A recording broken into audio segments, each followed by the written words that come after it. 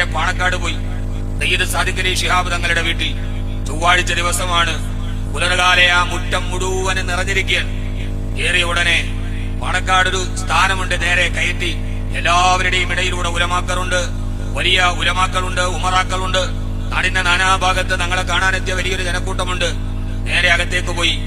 പിയെ വന്നിട്ട് എന്നോട് പറഞ്ഞു, തങ്ങൾ അകത്ത് സംസാരിക്കുകയാണ്, ഒരു 2 മിനിറ്റ് വെയിറ്റ് ചെയ്യാൻ പറഞ്ഞു. അവിടെ ഒരു വലിയ ജനക്കൂട്ടം. ഞാൻ നോക്കുമ്പോ ഷിഫാർ വാഫി എന്നോട് പറഞ്ഞു, വലിയൊരു ജനക്കൂട്ടത്തിന്റെ നടുവിൽ തങ്ങൾ വേറൊരു സ്ഥലം സംസാരിക്കുകയാണ് വീടിന്റെ ഉള്ളിൽ. അവിടെ ഇരുന്നു. 2 മിനിറ്റ് എല്ലാ തിരക്കിന്റെ ഇടയിൽ നിന്ന് കൈപിടിച്ച് വീടിന്റെ ഉള്ളിലേക്ക് കൊണ്ടുപോയി. അവിടെ കൊണ്ടുവരുത്തി ബാക്കവിക്ക് എന്താ വേണ്ടത്? ഞാൻ പറഞ്ഞു, ഓഗസ്റ്റ് 2-ാം തീയതി ഇന്ത്യയിലെ ഏറ്റവും വലിയ സമ്മാനത്തുക നിശ്ചയിക്കുന്ന ഹംദാൻ ഹോളി ഖുർആൻ അവാർഡിന്റെ ഗ്രാൻഡ് ഫിനാലെയാണ്. തങ്ങൾ വരണം ഉദ്ഘാടനം ചെയ്യാൻ. ഡയറി എടുത്തു തന്നു. അതിനകത്ത് നോക്കുമ്പോൾ അന്ന് 2 നിക്കാഹുണ്ട്. ആ നിക്കാഹിൽ ഒന്ന് ഞാനുമായി വളരെ അടുത്തുള്ള ഒരു സുഹൃത്തിന്റേത്.